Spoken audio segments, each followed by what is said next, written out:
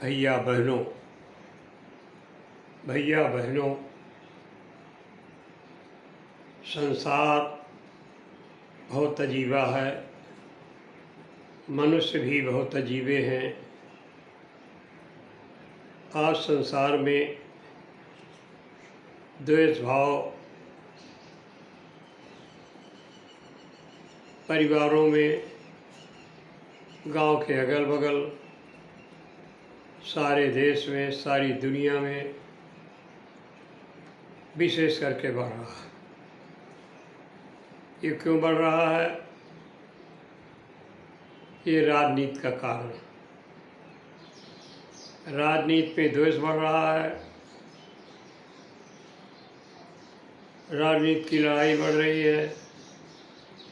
कुर्सी की लड़ाई बढ़ रही है और सत्ता पाने के लिए तमाम प्रकार के विचारों को विचार नहीं किया जाता, दुर्व्यवहार का भाव बढ़ता है। इसीलिए समाज बिगड़ता चला जा रहा है। एक दूसरे को क्षति पहुंचाने के लिए तटस्थ तमाम प्रकार के अणुशक्तियाँ बनती चली जा रही हैं। विस्फोटक वो शक्तियाँ हानिकारक बहुत ही हैं, परंतु कोई देश ये नहीं समझ पा रहा, नहीं सोच रहा कि वसुधैव कुटुंबकम, कि वसुधा ही कुटुंब है। ये पृथ्वी ही एक कुटुंब है।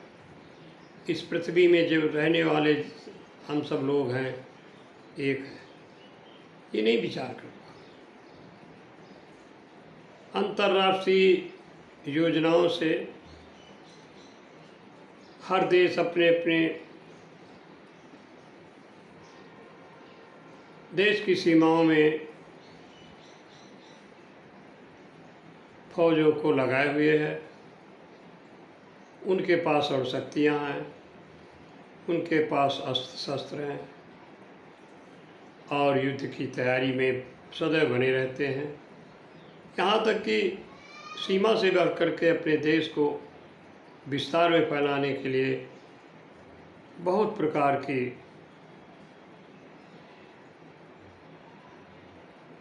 योजनाएं सोचते रहते हैं, एक दूसरे को हड़पने की तरह। आज यही है, समाज भी देखता है, सुनता है, सुनता है, तो परिवार भी इसी तरह बिगड़ रहे हैं, पड़ोसी बिगड़ रहे हैं, घरों में बंटवारा हो रहा है, माता पिता भी दुखी हैं। माता पिता का शिष्टाचार बच्चों के द्वारा नहीं किया जाता। परिवार दुष्प्राय हो रहे हैं। बंधुओं, इसके लिए एक ही चारा है, योग। योग का मतलब होता है एक से दो को मिल करके रहना, और दो दो मिल करके फिर तमाम लोग मिलते जाते हैं। उनके लिए योग शिविर लगाना चाहिए। योग शिविर में आसन प्राणायाम शरीर की रक्षा के लिए किए जाते हैं। जब शरीर की रक्षा हम अपनी करने के लिए आसन प्राणायाम के उपाय करते हैं, अभ्यास करते हैं, तो वहीं प्रेम बढ़ने लगता है, वहीं से दुश्मनी दूर होती है। वहीं योग शिविरों में समय से लोग पहुंचते हैं और यहाँ तक कि सबसे पहले इस वंदना करते हैं। इस वंदना के बाद योग शिक्षक जो होता है वह क्रमशः बूढ़े लोगों को एक लाइन में बैठा देता है, जवानों को एक लाइन में बैठाता है, उनसे छोटे बच्चों को एक लाइन में बैठाता है। इसी तरह माताएं बहनों का भी विभाजन करके लाइन में बैठा देती और आसन करवाता है, प्राणायाम करवाता है। वो सब लोग करते हैं अभ्यास, आसन का अभ्यास, प्राणायाम का अभ्यास। मैं राजा राम यादव योगराज, जामतंदली जनपद फतेहपुर उत्तर प्रदेश का हूँ। महाराष्ट्र में जब मैं जाता हूँ तो वहाँ थोड़ी थोड़ी दूर में उषाकालीन योग शिविर लगते हैं और इसी तरह के कार्यक्रम बनते हैं और उनमें एकता होती है। किसी प्रकार का झगड़ा नहीं होता, अपने अपने विचार प्रस्तुत करते हैं, एकता के भाव बनते हैं, प्रेम होते हैं और एक दैनिक क्रिया उनके जीवन की बनती है।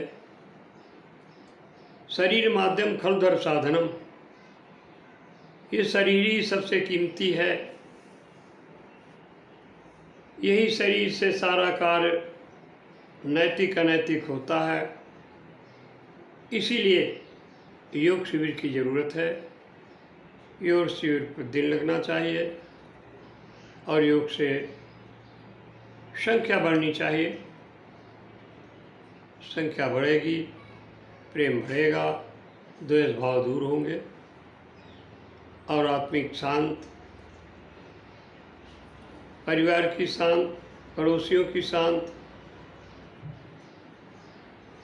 गांव की शांत, देश विदेश की शांत, सब में शांति ही उत्पन्न हो सकती है। तभी वसुधैव कुटुंबकम कहा जाता है और बसता ही। राम के राज्य में किसी प्रकार का क्लेश नहीं था, कोई विवाद नहीं था, किसी प्रकार की लड़ाई नहीं होती थी। सुख दुख होते थे, लेकिन इतने नहीं कि आज जितने हैं और हैं। ये हम अपने कर्मों के फल के द्वारा भोग रहे हैं। राम राज्य में ऐसा नहीं था। सुयोग्य कर्म थे, अच्छे कर्म थे। अच्छे कर्मों के द्वारा राम का राज प्रशंसनीय रहा। राम मर्यादित थे, आदर्शवादी थे, त्यागी थे, लोभी नहीं थे। राजगद्दी के लिए तो उन्होंने अपना त्याग दिखा दिया कि पिता की आज्ञा का पालन किया और वनवास गए। वनवास में लक्ष्मण, सीता मैया और स्वयं ने त्याग समाज को दिखा दिया, दर्शन दिया। और जब 14 वर्ष के बाद अयोध्या आते हैं तो उन्हें राजगद्दी विधिवत दी गई और बहुत समय तक वो राम का राज्य चला। दुनिया में जाना गया कि राम का राज्य ऐसा होता है, सुखी राज्य ऐसा होता है। आज चिंतन का कार्य है। आज राम के राज्य का ढिंढोरा पीटा जा रहा है। ये क्यों? विलासी होने के लिए, सत्ता गुआने के लिए। ये कभी नहीं होना चाहिए। योग का ही प्रचार हो, योग से ही लाभ लिया जाए। योगराज इतनी बड़ी उम्र में आसन प्राणायामों के द्वारा समाज के पास पहुंच करके उनके विचारों को अवलोकित करते हैं और अपने भी विचारों को उनको देते हैं। जिन्हें उन्हें स्वीकार होता है तो वो स्वीकार कर लेते हैं, जिन्हें उन्हें नहीं स्वीकार करना है तो बुराई भी करते हैं, निंदा करते हैं। उस निंदा के लिए योगराज कभी विचार किंचित मात्र नहीं करते। वो सोचते हैं इनके पास इतनी ही बुद्धि है, इतना ही ये जानते हैं, योग से रहना नहीं जानते, योग को जोड़ना नहीं जानते। इसलिए योगराज वसुधैव कुटुम्बकम का अपना नारा लगाते हैं और ईश्वर से, परमात्मा से निवेदन करते रहते हैं, कामना करते रहते हैं, हे परम ब्रह्म परमेश्वर, अस्तो माँ सद्गमय तमसो माँ ज्योतिर्गमय मृत्योर्मा अमृतम गमय। हे भगवान, असत के से सत की तरफ ले चलिए, तमसो माँ ज्योतिर्गमय, अज्ञान से, अंधकार से हमें प्रकाश की तरफ ले चलिए, ज्ञान की तरफ, ज्योतिर्मय, और सारे संसार में ऐसी ज्योत फैला दो हे परम परमेश्वर कि सबका भला हो। ओम।